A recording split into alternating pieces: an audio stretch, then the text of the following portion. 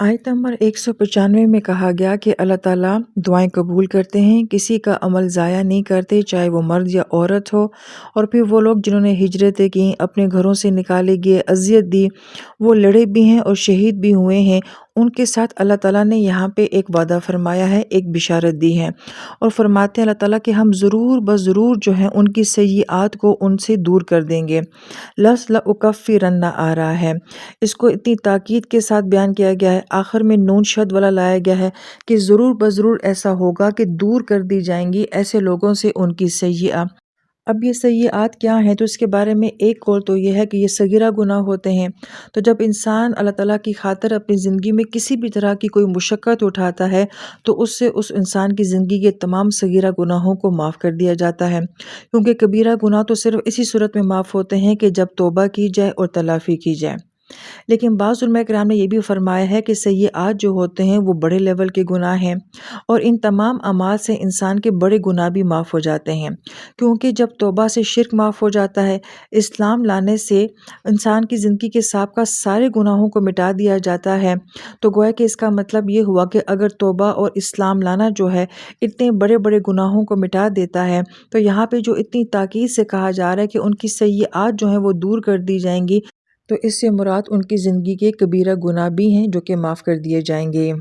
फिर आयत मुबारका में कहा जा रहा है कि उन्हें ज़रूर ब ज़रूर जन्नात में दाखिल किया जाएगा। तो उलमा किराम फरमाते हैं जहाँ कहीं भी दाखिले की बात आती है कि दाखिल किया जाएगा, तो इससे जन्नत में एंट्री का मंजर जो है वो बयान किया जाता है। आज की दुनिया में हमें ये बात बहुत अच्छे तरीके से समझ आती है कि एंट्री के ऊपर कितना ज़ोर दिया जाता है, किसी प्लेयर की एंट्री, किसी आर्टिस्ट की एंट्री,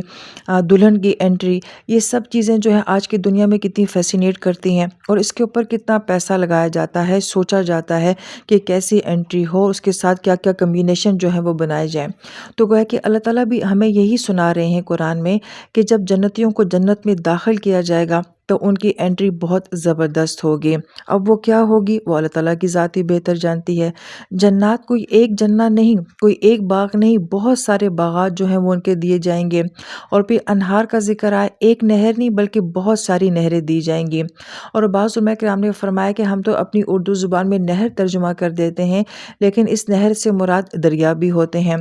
तो कोई इंसान ये कहे कि मुझे तो दरिया से बहुत खौफ आता है, तो जन्नत के दरिया दुनिया के दरिया की तरह नहीं होंगे। जैसे कि अहादीस मरका में भी बयान किया जाता है कि वहाँ तो पानी की तह भी नज़र आएगी, और उसकी रेत और बजरी भी नज़र आएगी जो कि मोतियों की तरह होंगे,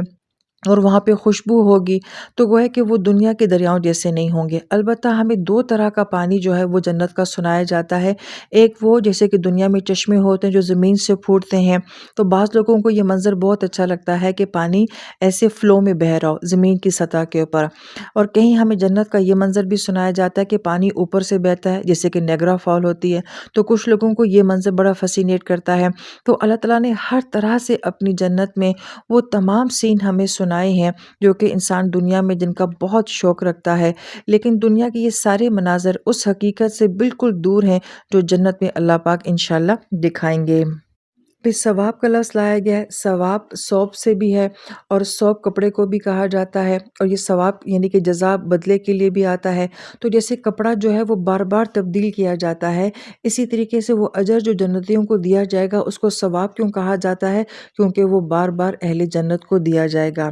और फिर ये कहा गया कि मिन इंदिल्लाह, यहाँ पे नकिरा के साथ बयान किया है कि कोई एक तरह के सवाब या एक तरह के बदले नहीं होंगे, बहुत से तरह के बदले होंगे। और वो क्या होंगे अल्लाह ताला की ज़ात बेहतर जानती है। और जो अल्लाह ताला के पास से बंदे को सवाब मिलेगा उसके लिए हुस्न का लफ्ज़ लाया है कि वो बदला बहुत खूबसूरत होगा, लिहाजा उसकी खूबसूरती को ना बयान किया जा सकता है ना सोचा जा सकता है।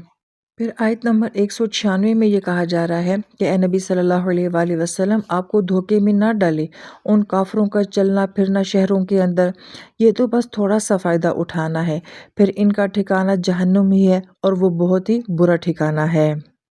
इस आयत मुबारका में नबी इस्लाम को एक तरह का हौसला दिया जा रहा है, तसल्ली दी जा रही है کس بات کی تسلی دی جا رہی ہے؟ اس کو اگر احد کے پس منظر سے دیکھا جائے تو احد میں مسلمانوں کو جو نقصان پہنچا ہے اور اس میں کافروں اور منافقین کا جو بھی رد عمل سامنے آیا ہے، اور اس کے بعد مزید یہ کہ اب اگلی جنگ کی بھی تیاری ہو رہی ہے اور غزوہ احزاب میں بھی بہت بڑا لشکر آتا ہے، مدینہ کے تمام داخلی راستے جو ہیں وہ بند کر دیے جاتے ہیں اور خوراک کا راستہ روک کے مسلمانوں کو فقر و فاقہ سے مارنے کی بھی کوشش کی جاتی ہے، اور اب کی بات سویلین کے اوپر حملہ کرنے کا بھی پلان جو ہے وہ بنایا جا رہا ہے۔ اس میں اتنے تمام قبائل کا آپس میں اکٹھا ہونا، ملنا جلنا، مالی تعاون کرنا اور قبائلی تعاون کرنا، یہ سب چلت پھرت جو نبی علیہ السلام کے سامنے لوگوں کی تھی، تو آپ علیہ السلام کو یہ کہا جا رہا ہے کہ نبی آپ کو ان کا یہ سب جو ایکٹیو ہو کے کام کرنا ہے، یہ کسی دھوکے میں نہ ڈال دے کہ اللہ انہیں کامیاب ہونے دے گا اور اللہ تعالیٰ آپ کو جو ہے وہ ناکام کر دیں گے، ایسا نہیں ہوگا۔ دوسری بات کہ یہاں پہ نبی علیہ السلام کو سر عام جو بات کہی جا رہی ہے کہ نبی آپ کو دھوکے میں نہ ڈال دیں، کیا مطلب نبی علیہ السلام کو کیسا کوئی دھوکا ہو سکتا تھا؟ تو اس کی ایک وجہ تو یہ بیان کی جاتی ہے کہ نبی علیہ السلام تمام صحابہ کرام کو لیڈ کر رہے تھے۔ اگر اس ساری ہیر پھیر کا جو کہ کافر اور منافقین کے درمیان میں تھی، اس کا اثر اگر نبی علیہ السلام کے اوپر کسی بھی قسم کا پڑتا تو ظاہری بات ہے کہ اس کا اثر تمام صحابہ کرام کے اوپر پڑتا، تو اس لیے تو پہلے نبی علیہ السلام کو جو ہے وہ حوصلہ دیا جا رہا ہے۔ پھر دوسری بات یہ کہ یہ جو جنگ کا دباؤ ہوتا ہے یہ بڑا فطری دباؤ ہوتا ہے، تو یہ کسی نبی کے مقام کے خلاف نہیں ہے کہ اگر یہ ساری تیاریاں جو جنگ کی جا رہی ہیں اس کا نبی علیہ السلام اگر کوئی پریشر لے رہے ہیں تو یہ قطعاً نبوت کے خلاف بات نہیں ہے۔ دوسرا انداز اگر یہ کہا جائے تو یہ سب کچھ جو وہ کر رہے ہیں، اس کا دکھ، اس کی اذیت اگر نبی علیہ السلام فیل کرتے ہیں تو یہ بھی انسانی فطرت ہے کہ انسان کے اوپر لوگوں کے رویے متاثر ہوتے ہیں، تو اس سے بھی نبی علیہ السلام کے ایمان یا مقام پہ کسی قسم کا کوئی سوال پیدا ہونے کا شائبہ بھی نہیں ہوتا ہے۔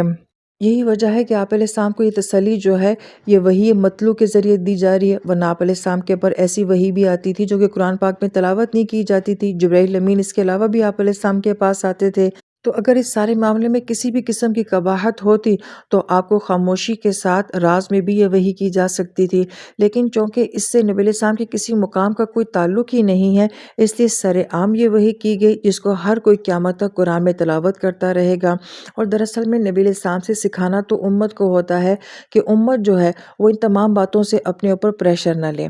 اب اس کو ریلیٹ کیا جاتا ہے عام زندگی کے ساتھ بھی، یہ ظاہری بات ہے کہ ہمیشہ جنگ کے حالات تو نہیں ہوتے ہیں، لیکن بہت ساری چیزیں ایسی ہیں جو کہ بعض اوقات مسلمانوں کو ڈی موٹیویٹ کر دیتی ہیں، اور وہ دیکھا گیا ہے کہ کافر لوگ یا ان کی قومیں بظاہر جو ہیں وہ بہت ترقی کر رہی ہیں، مسلمان بہت ڈاؤن جا رہے ہیں۔ یہ بھی ہوتا ہے کہ ایک بندہ جو کہ نیکی کے راستے پہ چلتا ہے، جب وہ حرام چھوڑے گا اور بہت سارے غلط کاموں کو چھوڑے گا تو بظاہر ہو سکتا ہے کہ وہ ڈاؤن ہو رہا ہو،